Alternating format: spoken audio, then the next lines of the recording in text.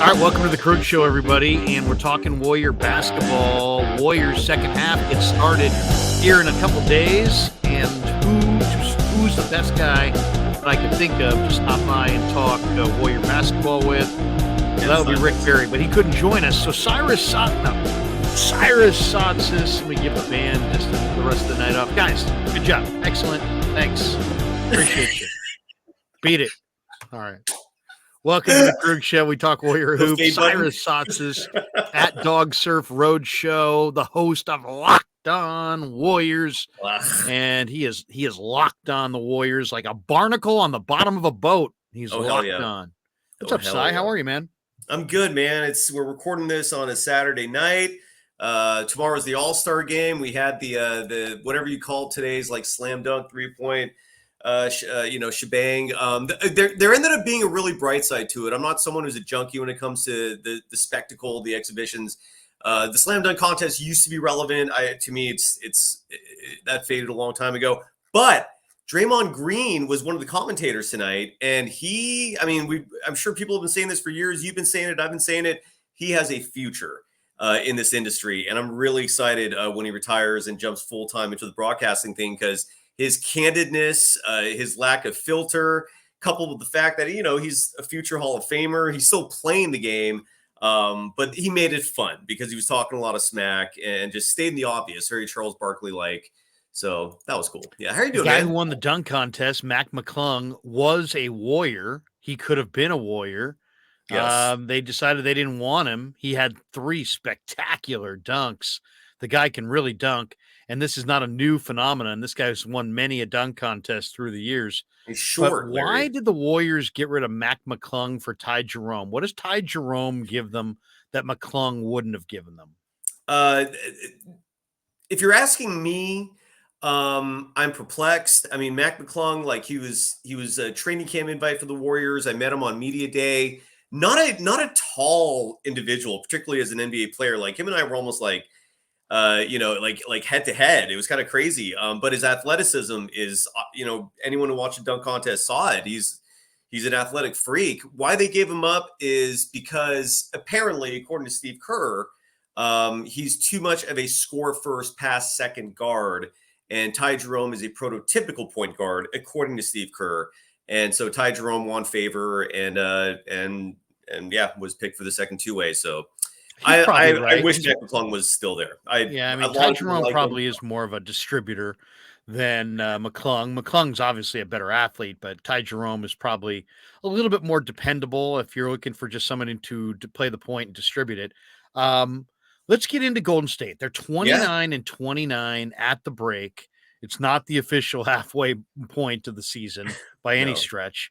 And I'm looking at the second half of the year. They got the Lakers to start the second half. They went into the break losers of 3 of their last 4. Give me your evaluation on the first half. 29-29 for Golden State. It wasn't pretty, and at times it looked pretty lackluster. Not pretty sleepy first 58 games. Yeah, 58's right. It's over 2/3 of the way. I going back to Mac McClung, to me, like the moment the Warriors made the decision to bypass Quinndary Weatherspoon and who is the second guy? He's with Santa Cruz now. I'm drawing a blank on his name, but the 2 original two-way guys replaced them last minute with Anthony Lamb and Ty Jerome. To me, that was just like the beginning of what's been a complete roller coaster of a ride for the season. As you mentioned, they're 500 past the 2/3 mark. A huge reason why I'm opposed to the whole Ty Jerome premise, the whole Ty Jerome concept idea on this Warriors team is that the Warriors didn't have a player like him last year and they were fine. They don't need a pass first point guard. I don't know why Steve Kerr loves him so much. I don't know. Because he praises him. Like anytime he's asked about him, he talks about how like he looks at him like a security blanket. I'm not saying verbatim, but it's just he's very comfortable and it feels safe with Ty Jerome out there. Look, Ty Jerome's predecessor was Chris Chiozza last year. Chris Chiozza, we saw a handful of times. He was mostly in the G League. They didn't need him. He was a completely unnecessary component of a world championship team. So why Steve Kerr feels the need to have a Ty Jerome out there, especially when you consider I just published all the net rating statistics for the Warriors on my Twitter account. And Ty Jerome is one of the worst in that category. I mean, his net rating individually, and when you consider they played 58 games, these numbers start to have some relevancy. We're also going to get into like 5-man units because I did research on that. But Ty Jerome's net rating is minus 5.2. The only players worse than him were James Wiseman, Patrick Baldwin Jr., Henry Rollins, and JaMychal Green was barely behind him. He had that horrible start. That's it. And net rating is indicative of how the team is doing when you're on the court. So when a player has a negative 5.2 like Ty Jerome, that means for every 100 possessions, the Warriors are being outscored by 5.2 points. The other side of that is Stephen Curry. He's a plus 5.3. He leads the team, with the exception of Andre Iguodala, but Iguodala played 3 games, so we can't count his for now. But the point is, Ty Jerome to me is a stain on this roster. I've been complaining about him all year. I don't blame him personally. I don't mind him. But Steve Kerr, I just don't understand what you're doing with these two-way guys, because Ty Jerome's averaging 17 minutes per game. Anthony Lamb, who is a minus 1.8 in net rating, is averaging 20 minutes per game. And I don't think it's a coincidence that the two players who are taking up a glut of minutes this year, who were not on this team last year, are the two-way guys. And the Warriors, as a result, are a 500 team. I don't know what Steve Kerr's doing. As a whole, I think it's disappointing that they have a 500 record this late in the regular season. If they're going to repeat as world champions, they're going to defy history, because no other team has played this bad defensively. No other team has had this bad of a win-loss record this late in the season and has gone on to win a championship. So the Warriors are basically counting on their core three magically, stepping it up in the postseason, while going through the motions in the regular season. They're counting on, players like Jordan Poole, Andrew Wiggins to step up like they did a year ago. And I don't know what the plan is with the bench. I don't know if we're going to see Kuminga play heavy minutes, because 1 minute I feel like he's in favor with Kerr. The next minute he's not. He's playing 13, 14 minutes like he's been doing this past week. And then otherwise you got JaMychal Green on the bench. Dante DiVincenzo has been a huge positive, so I hope we see more of him. So it's a perplexing season, man. I've been coming on your show all year. Like the only thing that makes sense in all this is that there is clearly a house divided here between Kerr and Lacob, whereas Lacob wanted these young lottery picks to get some heavy minutes this year, as evident by the roster construction. Steve Kerr clearly doesn't. He does not have an affinity for these young players. He is single-handedly the reason why James Wiseman was traded away for nothing, for a player they had last year that they got back. Yeah, man, I'm disappointed. I don't know how else to say it. I'm sorry if that was long-winded. No, there's a lot there. There's a lot to chew on there. Okay, what direction we go? Why don't we start with Ty Jerome and Anthony Lamb? Two-way players. You know the minutia rules on the two-way players. How many more games do these guys have? What options does Golden State have? Are they both going to be on the roster at the season's end? Are they going to have to choose between one of them? How does the two-way thing play itself out? That's a phenomenal question. It's a question that I'm so curious to see how this plays out. Anthony Lamb has played 43 games this year. Ty Jerome has played 36. What that means is that Anthony Lamb is only eligible as a two-way player to play 6 more games for the Golden State Warriors. Ty Jerome is only eligible to play 13 more games. So 13 or 14, maybe add one more to the numbers. But the point is, that's all that's left for Anthony Lamb, either 6 or 7 games, and it's either 13 or 14 for Ty Jerome.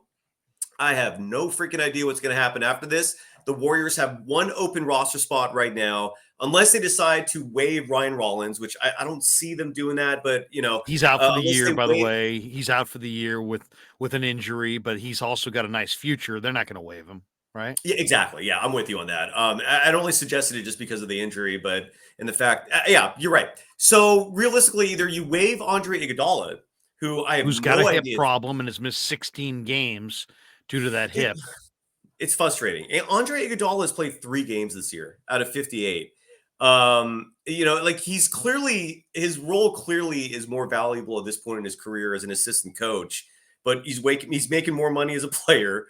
I don't know if we're ever going to see him again. He's got these are like old man injuries. These are the type of injuries that LeBron James should be suffering right now, but because they're the same age practically. I think Iguodala is maybe a year older. So, but LeBron's a Superman and Iguodala is Iguodala.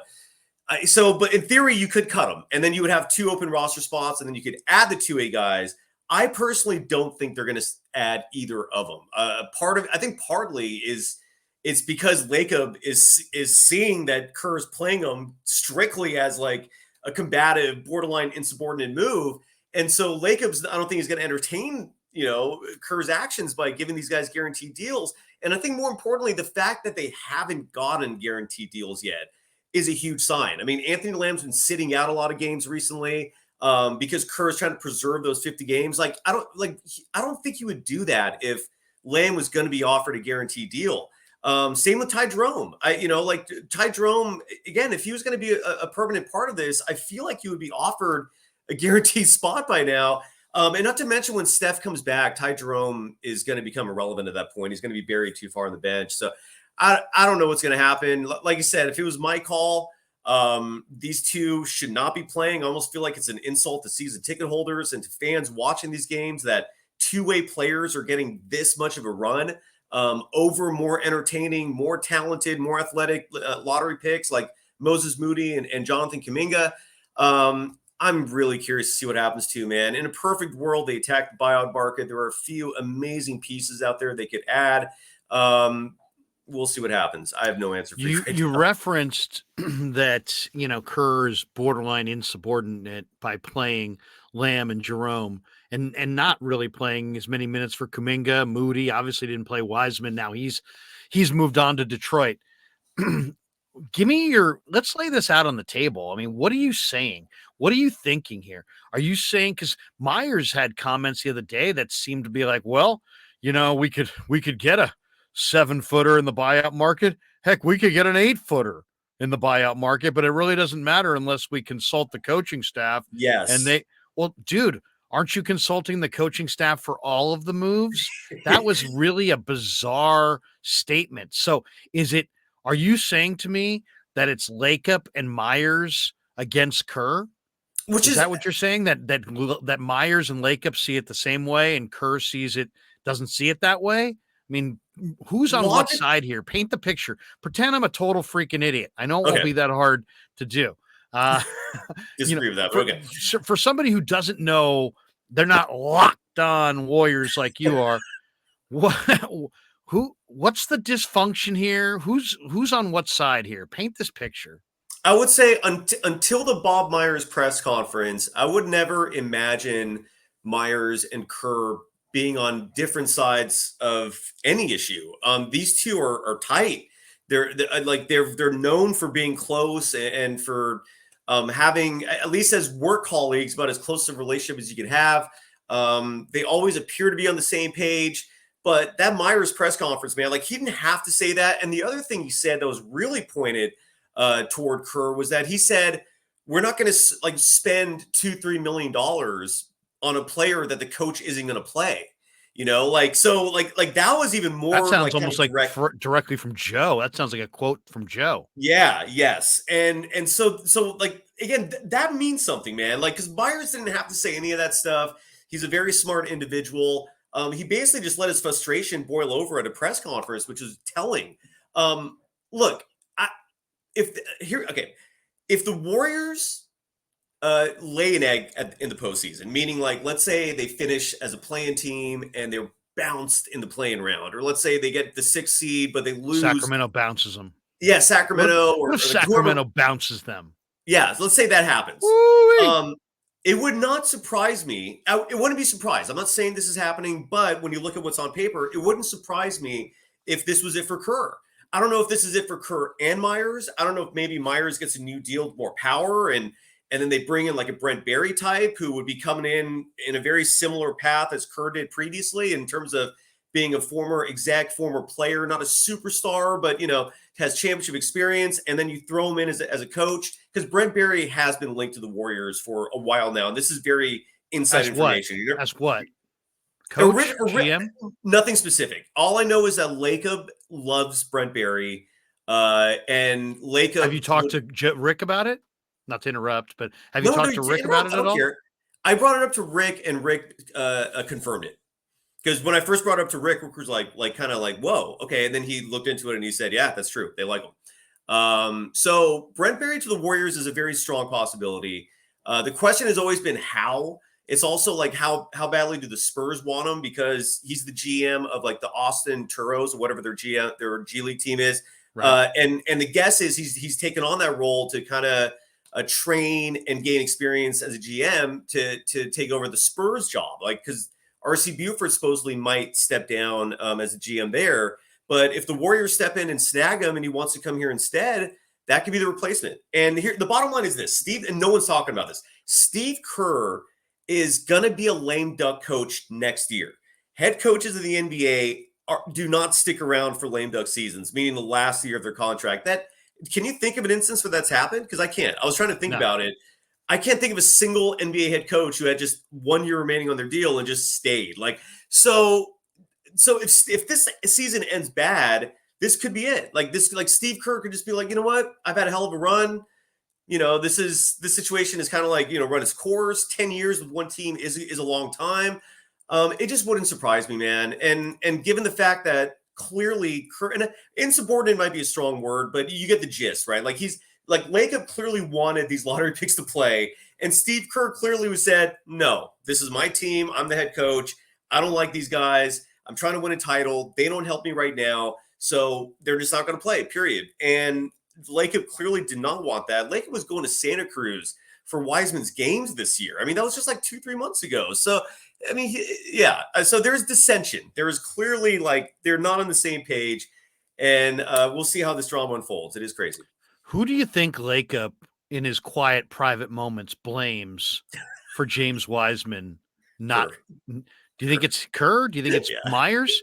Do you think it's Delos, whatever? What's he paying Delos to be the developmental coach? He didn't develop anything. You're right. I've been bringing his name up a lot because he was brought in primarily to be a big man coach, and the Warriors don't have bigs. So I don't understand what his role is this year. So I could see him getting blown out after the season for sure. It was also very telling that when Wiseman was going to Santa Cruz, he was not going with him. It's like, right. What are you doing? What would you say you do here? Yeah, exactly. Exactly. I don't get it, man. It's weird. I don't get that. All right. You mentioned Steph's lower leg. When do you expect Steph to return? They said they were going to the team said they were going to reevaluate him after the All-Star break. The original prognosis was he was going to miss 5 to 6 games. That's what the team said. I'm looking at his game log right now. So he's been out since February 4th. And since February 4th, they've played 5 games. So he could be back really soon. I mean, he's been practicing with the team. There's been footage shown of him on the court doing drills. Again, like, I never thought the injury was serious to begin with. I mean, Larry, you're actually a media member like me who's played some level of sports. We understand athletics. You bang knees, I'm sure, playing whether it's basketball or soccer or football. I mean, a lot of these sports, if you bang knees, it hurts like a bitch. And that's what Stephen Curry did. He banged knees. It bruised his knee. They discovered these little like micro tears because MRI technology is that efficient now. And he's going to be fine. It's just we'll find out for sure in a matter of days, because they said after the All-Star game there would be another report, and I think he's going to be back really soon. Yeah, blessing in disguise. Maybe. I mean, I would have preferred like an upper body injury, just because with upper body injuries you could still run, you could still maintain your conditioning. But Stephen Curry's never had issues with conditioning, so yeah, I would agree with that. Like, Stephen Curry is just one of these guys, and Larry, like they never have issues with energy, right? They could probably sleep 2 hours and just wake up and just go. Like, he's one of those individuals who just has this reservoir of energy that just is overflowing, and I think he's going to be fine, man. I've never seen Stephen Curry suffer from rust, really. I mean, and he suffered leg injuries in the playoffs before. We've seen it a lot of times. He's come right back, has been perfectly fine. Just saw it last year when he came back right in time for the playoffs against the Nuggets and played almost that whole round, first round on the bench, coming off the bench. So I think he's going to be fine, man. Of all the concerns for the Warriors, Stephen Curry's knee injury is the absolute bottom. You know, I think it is a blessing in disguise. You're talking about a 34-year-old guy with a ton of mileage, and you want him healthy and fresh and explosive in May and June, and it's February. So you know what? These games are meaningless, and I'm not saying it's a positive, but I could sell it as a positive. All right, Agreed. one more on the Warriors' dysfunction. There's a lot of talk about Kerr now. There's a lot of talk about Myers, about Draymond. If you were a betting man, you're wagering that all of those guys are back next year. One of those guys is back next year. Two of those guys is back next year. Who do you think is the most likely to return of those three guys next year? Who's the third guy? Myers, Kerr, and Green. And Draymond. The Draymond thing, look, if the new CBA, which is not being discussed much because they're negotiating right now behind the scenes, if the new CBA stops applying luxury tax penalties for a team's draft pick, right, Draymond Green is going to be a lifer. Like, they'll give him a new max deal because so much of the Warriors. And when does that get decided? Hopefully, is that the next? Is that off-season CBA negotiations? No, they're negotiating now because they already extended the deadline for deciding whether or not to.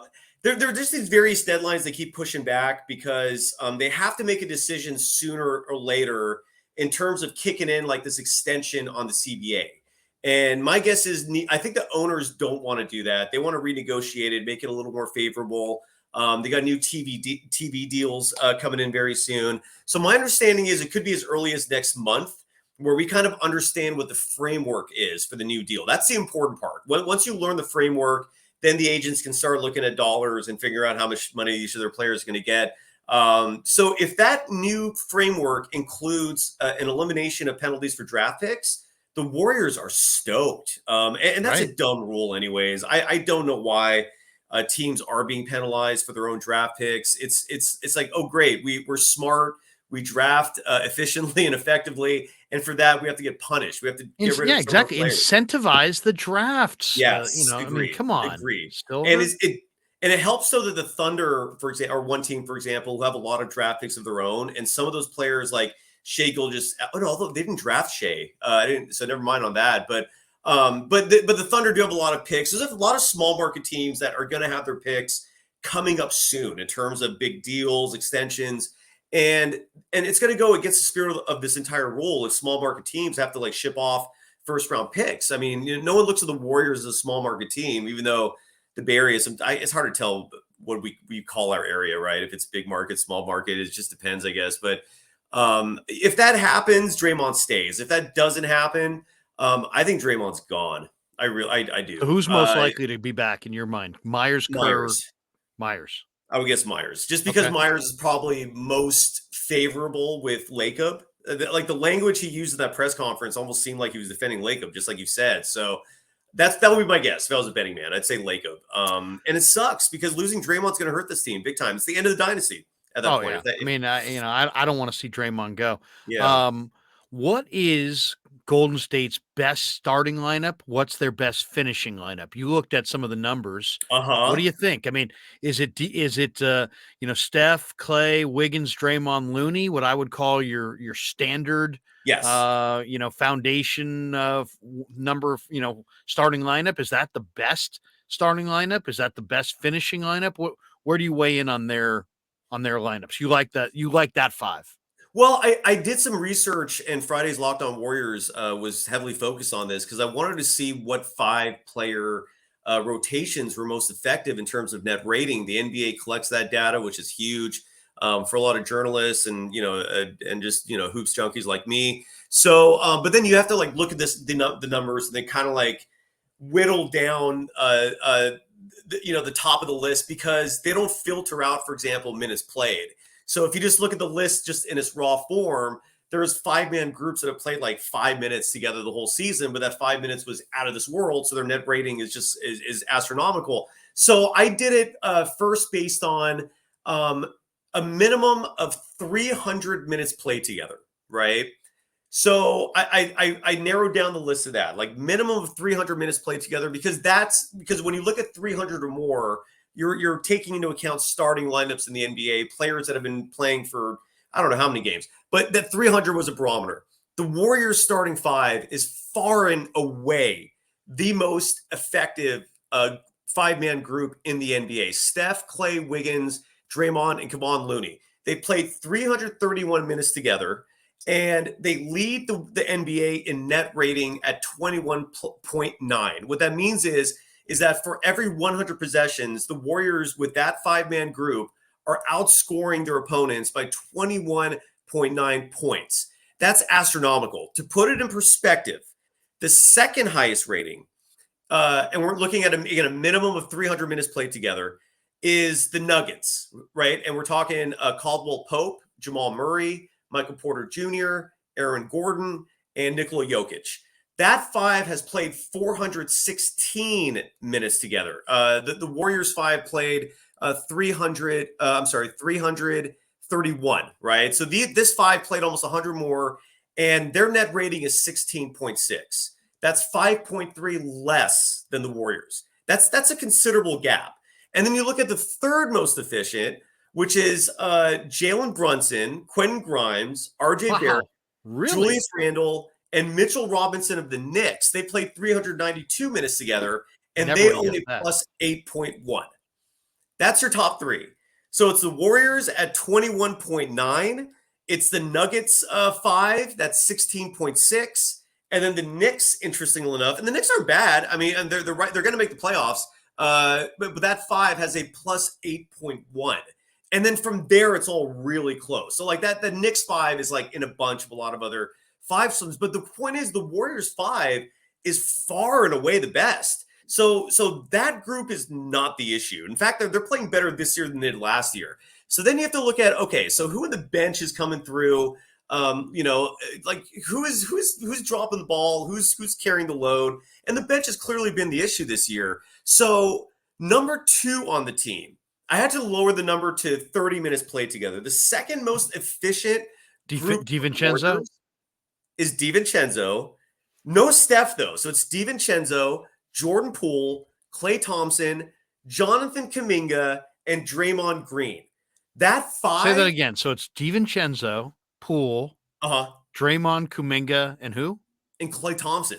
Wow. And okay. That five is a plus 37.5. So that's a great lineup. And I personally love when Kuminga's playing. I think he's a solid asset off the bench. DiVincenzo, obviously. And then this Gary Payne, the second thing is huge. Hopefully he's healthy and comes back soon. And then just one last stat for the five sums to throw out to you. Yeah. The second five-man unit on the team in terms of minutes played together, right? So like the starting five that I listed, they're far and beyond on the court together the most, again, at 331 minutes played together. The second most minutes played together on the group is a five-sum of Steph, Jordan Poole, Klay Thompson, Andrew Wiggins, and Draymond Green. That's a small ball lineup that Kerr was starting with for like 2-3 weeks there. Like that's like we'll call that their best offensive lineup, let's say. Yeah, right? but not really, because so they played 155 minutes together, and they're a negative 2.0. So, and the difference there, you literally just are swapping out Kevon Looney for Jordan Poole. And in doing so, you're going small, you're getting way more offense, but you're going from plus 21, you're going from plus 21.9 to minus 2.0. The point is you need some size out there, man. You can't just play small ball and expect to kick ass. It doesn't work. So that being said, yeah, what is the best finishing lineup literally a night by night kind of a question? Is Probably. It matchup specific, or do you like to finish? Should the Warriors have a consistent finishing lineup in your mind? Well, they did last year. Last year was a small ball lineup, especially in the playoffs. Like for a while, people thought that was like the next death lineup, and it was effective for a good while. The question you have to ask yourself basically is, do you want Jordan Poole finishing games for you or not? Based on this season, I think the answer to that is no. I actually think Dante DiVincenzo is better suited. He's athletic. He's not a bad rebounder. He's a fantastic defender. He's not a more well-rounded player. He's a much more well-rounded player. Agreed. So And he yeah, it's also very good. recognizes things on the floor far quicker than Poole does. Um, who is okay? Is it a 9-man playoff rotation? And if it's a 9-man playoff rotation, isn't it already set? Curry, Clay, Wiggins, Draymond, Looney, your 5, DiVincenzo, Poole, Kuminga, and if he's healthy, GP2. Isn't that your top 9 right there? And And JaMychal Green. It wouldn't that would surprise be me if 10. JaMychal, yeah, if JaMychal Green cracked the rotation to give some depth as a big and made 10.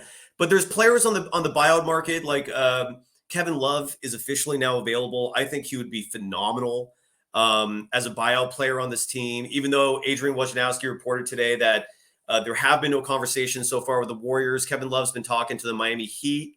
Cavs, Um, Philly. and Philly, correct, yeah, and the Philadelphia 76ers, the other team, and then Serge Ibaka's out there. You and I both love him. I think Patrick Beverley in the short term, because we don't know when Gary Payton II is going to come back. I think Patrick Beverley will be fantastic as a short term addition for this team. I mean, he can handle the point. You don't need Ty Jerome anymore. He plays defense. He can help you with that perimeter D, which is their biggest weakness all year. How about Yeah, a so rim protector? How about Nerlens Noel? How two, about somebody who could block some shots? How about somebody that makes you kind of go, do I want to drive to the front of the rim? I just feel like when Looney's not in there, it's like, it's a race to the front of the rim against Golden State, and nobody's yeah. afraid. I would. I mean, what do you think? Talk about the buyout market. It's developing right now. I believe March 1st is the deadline. You got to be on the roster for. I believe is it the final day of the regular season? No, I think you're right. I don't think you can just pick someone up at the very end. So I think it's March 1st. So, Yeah, I believe that's coming up here in the that's coming up. next, couple weeks. You're Let's say we're absolutely right. 2 weeks away from the buyout, deadline. I think it's the end of the year for free agents, and for buyout candidates, I think it's March 1st. I think. I think you know yourself, What sir. is the need? I mean, do you want Kevin Love? Kevin Love can pass. He's got great basketball IQ, and he can shoot the ball. He'll And stretch the rebounds. floor. He'll And a great rebound. rebounder. Yeah, he'll Yeah. rebound. He might be the best outlet passer in the game. So you've got a rebounder and a floor stretching big who's played in the finals, who the Warriors have talked about acquiring for literally ever. Then there's Beverly, who's an absolute pesty on the ball defender who is a great, replacement for GP2 in a lot of ways, because he gives you a lot of the same things. Then Mm-hmm. there's other names being out there. I mean, Serge Ibaka 3 years ago, I thought looked like an awesome candidate. He can shoot the three, he can protect the rim, but he's physically gone downhill. I don't think Yeah. he's quite the same player. I'd almost rather go with like a younger big. Dwayne Dedman was out there. He went somewhere else, right? There Is were there Stanley was Johnson still out there? I wouldn't mind him Stanley either. Johnson is a great name. He Yeah. went to Arizona. He kind Mm-hmm. of rekindled his career with the Lakers. He was damn good this year for who? San Antonio? He was playing on the Spurs. Yeah. This year, I don't know what he's been doing, but No, he played well for the Spurs. yeah. He plays well everywhere. He's a I don't 6'8" guy who doesn't who's kind of been a lacking shooter, but he's as good an athlete at 6'8" as there is in the league. yeah, I mean, I he's agree. really I agree. strong. He's 225 pounds. He's strong as a bull. He's almost kind of a Kuminga 3-4, right? He's not really a pure 3. He's definitely not a 2-3. The handle's kind of the outside shot's kind of but he is athletic Yeah. and and can really run the floor. That's an interesting one. I hadn't heard his name thrown out there. And I think he's available now. And then players that are rumored to be Yeah, available if who they're not else is going to be already. Yeah, like potentially available? Dario Saric is supposedly going to be available. He's a What do you think of big. that? Yeah, so. I don't. Is he healthy? I think if better than nothing is what I'll say about him. But there are better names. Like what's a weird one? JTA might be available. Juan Toscano Anderson. He might he was part of all those of the trade for where Westbrook got shipped out. He was shipped out with them. He might be bought out. I wouldn't mind him coming back at this He's a point. defender. I mean, Yeah, he doesn't give you a lot other than he plays defense and has got energy. I was like hoping that they is. would get something a little bit better than that. Yeah, but I Who mean, else? Who else could be out there? there's a Thaddeus Young. So Uh, old at this he, point. Yeah, he's older at this point. And then that's really it. And then Nerlens Noel, who you mentioned, and I would love any of those guys. In all honesty, man, What's the most important thing? I'm not holding my breath. I What's don't the think the Warriors you want a shooter? You want a rim protector? rim You want protector, a defender? You defender, want what exactly defense. skills without saying the name, what skill set do you want out of the buyout market? And Kevin Love. also Kerr Yeah, kind of made it seem like, it's unlikely. yeah. That's why I'm like not holding my breath. Like I think the Warriors need to make a move, but I don't think they're going to because again, Kerr is he's just really rigid, man. Yeah. But um, Nerlens Noel would be awesome. I think even though Kevin Love is not what the Warriors need, he was one of the key pieces for a title for a championship team. I don't think he hurts if you add Kevin Love to your team, but you need defense. Like this team's biggest affliction this year is 3-point defense, like perimeter defense. The teams have the highest shooting percentage against the Warriors versus any other team in the NBA when it comes to 3-point shooting. The Warriors are horrible. That's why Gary Payne II checks every box, but until he's available, they're going to need help. I mean, 24 games remaining. That's all that's left. It's crazy. So the Warriors have to, I mean, if they want to get a decent position going into the playoffs, they got to win some games now. And I just hope Steve Kerr abandons his two-way experiment. It's been a disaster. It's not working. Yeah, we'll see what happens, man. This has been interesting, no doubt. If the Warriors are fortunate and can add a Kevin Love, how many minutes will he play? Well, hopefully he'll take Anthony Lamb's minutes. Anthony Lamb averages 20 minutes a game. That's crazy. And that's what Love's been playing. Love's 34. He's averaging 8 points, 6 boards, shooting 35% from beyond the arc. He's playing 20 minutes per. Perfect. I mean, whoever you get as a big, those are the minutes. 20 minutes a game that Anthony Lamb takes. If you get like a Patrick Beverley, for example, there's also a couple of other wing guys. If you're looking for more offense, even though the Warriors, I don't think need that.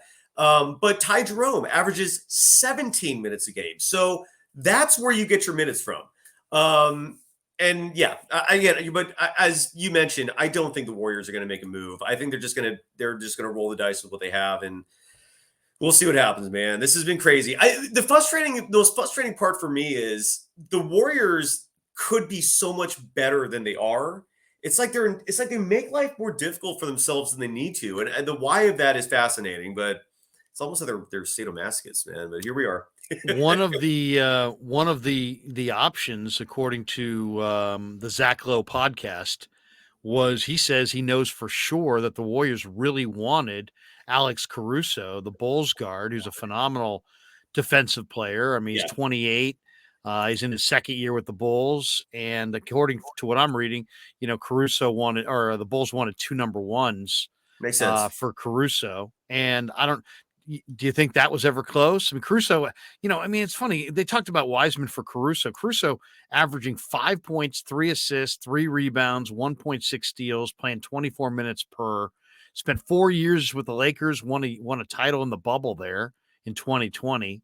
But he's got great tenacity. And we saw Kerr kind of openly courting Caruso on the floor after one of the games earlier this year. What do you think? What do you think? I mean, do you think they were at all close at the deadline to, consummating a deal for Caruso? And what do you think Caruso would have done for him? You're muted. You're muted there, bud. I'm muted. There we go. Sorry, that's why. I don't think that they were super close for the simple reason that the Bulls they ended up just not being sellers, and which is a travesty in my opinion because there's a lot of talent on that team that I think could have helped a lot of other teams and made things more interesting. I would have loved Alex Caruso and the Warriors. Now, granted, they got Gary Payne II, so I don't really see the need anymore. But Alex Caruso is one of those guys where the stats don't tell the story. Like you can't really judge him based on the points he's putting up because he's not a scorer, but he can score. I think he's like a 39% 3-point shooter. So he's not a liability for you offensively, but his role is almost entirely just defending the opponent's best wing player. And I thought he would have been fine in that role. But again, they got Gary Payne II, who is, if you're going to get anyone in that role, GP2 is the best at it. So I think they did win there. But yeah, it's weird. Like the Bulls right now are 11th in the Eastern Conference. They're 2 games out of the play-in, yet they still think they're contenders. It's wild. Like they're gonna lose Vucevic. My guess is the Warriors probably approached the Bulls and said, "We'll give you Wiseman, right? So that's one of your 2 first rounders. Can we work around that second first rounder?"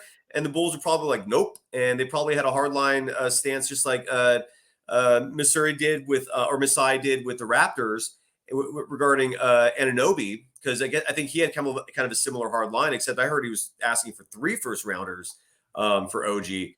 Yeah, some GMs, man, they just they make negotiating difficult, and that's probably what happened here. Couple last ones before we wrap this up. Yeah. James, finish this sentence. All James right. Wiseman will be what?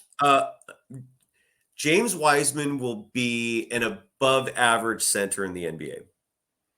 Did you see him against the Celtics the other night? Yeah, yeah. 24 points. He had 11 points, 5 boards, Yeah. 24 minutes, shot 5 of 9 from the field, took a 3, missed it, got to the line twice, made 1, no blocks, no turnovers. He was -9 in the 24 minutes. They lost, the Pistons lost in Boston 127-109. Did you see that? What'd you think of his performance there? I think it was considering how few minutes he's played for the Warriors. I thought it was a very bad look for Steve Kerr, man. I don't know. Again, there has to be some accountability here if James Wiseman ends up being a solid player for the Pistons. And look, it's the Detroit Pistons. No one is expecting James Wiseman to go in there and lead them to victories over the Boston Celtics, a title contender. He did what he had to do.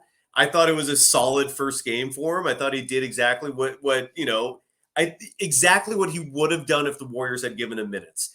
It's insane to me that the Warriors did this. I don't get it. Larry, why do you think? I mean, all anyone can do is speculate on the reasons, because the only excuse Kerr is giving is that Wiseman had a lack of experience, and I'm glad someone the other day questioned him and said, well, what's going to happen with Patrick Baldwin Jr.? Are you going to give him the Wiseman treatment? And it would be nice if media who have access to Kerr in terms of interviews would kind of grill him a little more. He's been getting softballs and kid glove treatment this year, man. So, yeah, it was not a good look. Well, okay, so here's the dilemma, and this is universal. This goes for cross sports. Yeah, you lose games, in my mind, in any sport, when you are too young or too old. Yeah. You have to have a big percentage of your roster in the prime of their career. And what I saw this year is that the Warriors had both. They had too old and too young, and not enough guys in their prime. And that's why I loved when I saw it was going to be Wiseman for Saddiq Bey, because I'm like, hey, Saddiq Bey is a rotation player with guts and talent in his prime. And I wanted to see them add a player in their prime. Now they did, GP2. But he's hurt. And we're going to find out if he's going to play at the end of the year. But yeah, I think Golden State, there's a reason that the draft is set up the way it is. It's like the best teams pick at the end and the worst teams pick at the top. And when the best teams pick at the top, occasionally you're going to have what you see here with James Wiseman, or what the Niners have with Trey Lance, where you've got a young player, you've got a ton of upside. Nobody would argue that. Both those guys have a ton of upside, but you can't play them because you got the priorities to win, and you're not going to win. So then it's like, well, wait a second. What comes first, the chicken or the egg? Do we win and then we play him? Do we develop him? Then he can help us win. I mean, how exactly is this guy going to develop if we're prioritizing winning over his development? When's he ever going to get better? And the Warriors convinced everybody, well, we got all these developmental coaches. We're going to develop players at 5:00 and we're going to win games at 7:00. And guess what happened? They didn't develop players at 5:00, and they're winning as many as their games as they're losing. And on the road, they're a joke. They get beat. They get beat just routinely on the road. So I'll ask you this, and we'll finish with this one. All right. Can the Warriors win a title this year, or are they just kind of a middle-of-the-road club spinning their wheels? I know there's no obvious favorite in the West, but it sure as hell ain't them. They're currently in the 9 seed right now in the play-in tournament. I don't know who's going to win I don't know who's coming out of the West, but it doesn't look like it's going to be them. It could be, but can they win a title? And I guess it's a 2-part question. Can they win a title this year? and give me the one team in the West that you think they can beat. Give me the one team in the West that you think they can't beat. Okay. Well, first off, I just wanted to really quickly follow up on what you were saying about the two timeline thing, Yeah. because people have come at me and they've been like, "What other team has ever done that?" Or how can anyone expect the Warriors to win a title with a two timeline approach when no one's done it? My response to that is they just did it last year. They literally just won a title last year, and last year Kuminga was averaging 16.9 minutes per game. This year he's averaging 19.3. So his average has gone up a whopping 2.4 minutes per game. Moses Moody last year was averaging 11.7 minutes per game. It's gone up, a whopping 2.6 minutes. He's now up to 14.3 minutes per game. My point is, and both these players were starting games for him in the playoffs last year. My point is, this team's already done it. Nothing's really changed that much this season. The difference is last year they had Bielitsa. They had Damian Lee, who's playing amazing this year. They had Juan Toscano-Anderson. They had Gary Payton II and Otto Porter Jr. And they lost those guys, and they replaced them with Dante DiVincenzo, who's been awesome. JaMychal Green, who until recently sucked. Now he's finally starting to come into form, which is great. And then thank God they got Gary Payton II back. But the other two players were replaced by the two-way guys. And that's the difference between last year and this year. So my answer to your question, could they repeat? Absolutely. If Gary Payton II is healthy, and if these two-way guys are not eligible for the postseason, yes, they can. And as long as they don't give them guaranteed deals, yes, the Warriors can repeat as world champions. And the reason why, there's two big reasons. One is to say that they can't win the title is based on the premise that Curry, Draymond, and Clay have gone old. But the evidence isn't really there to indicate that. Like Stephen Curry's actually having an incredible season by every standard. Klay Thompson is having arguably his best offensive season ever. And I don't see the defensive slide that some people are saying. I don't see it. I think he's doing fine defensively. And Draymond Green is still Draymond Green. He might have lost a tiny step defensively, but not enough to make a huge difference. So I don't think they've gotten old yet in the sense that, other teams are catching up to them. The question is, will they have the depth, and will Steve Kerr play the right rotations? And I'm going to pray yes, but we'll see what happens. They've already proven they can beat the Denver Nuggets. The Denver Nuggets are probably the team that everyone is saying is the favorites in the West, but the Denver Nuggets are a team that has holes just like everyone else.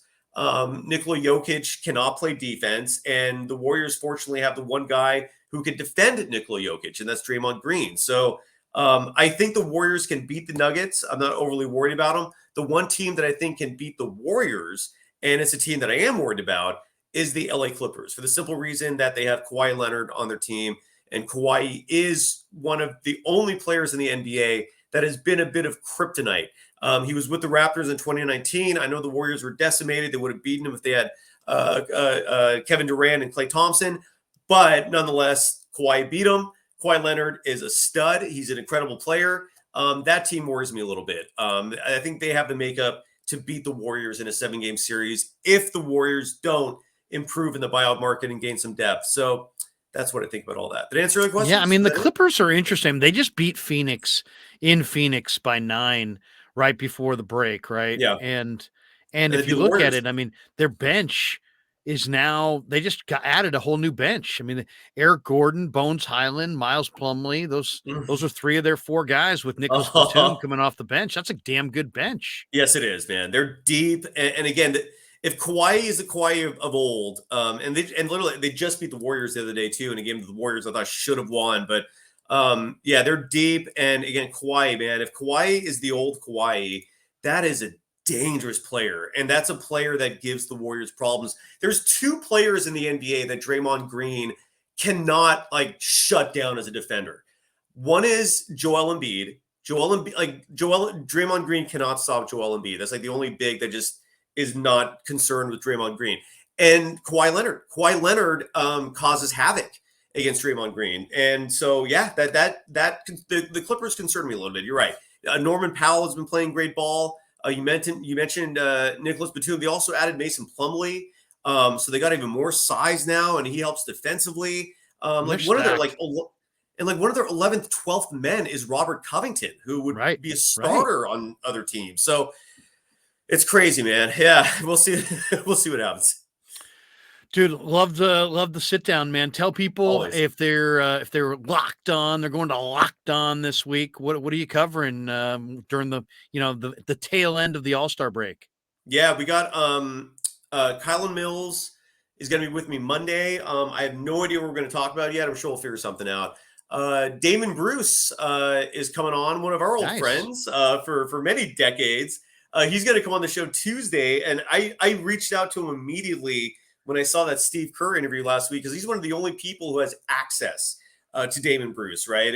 Or, Or to Kerr. to Steve Kerr. I'm sorry, like that radio station, the flagship of the Warriors, gets Steve Kerr for a sit down interview for 15, 20 minutes, and Bob Myers comes on the executive show, I think, every other week. No one else has that kind of access. So I definitely want to talk to Damon and just kind of pick his brain about those interviews and what he thinks about the job Kerr is doing this year, because I've been a harsh critic, but I do think it's justified in a great extent. So, Dude, 95-7 the game. Those guys are bosses, man. They get Larry Krueger and Lorenzo Neal for their exactly. Niner pregame. Exactly, dude. Yeah. How do you land those guys? I don't know, man. I don't know, but they're doing something right. That's for sure. All right, brother. Good stuff, man. We'll talk to you.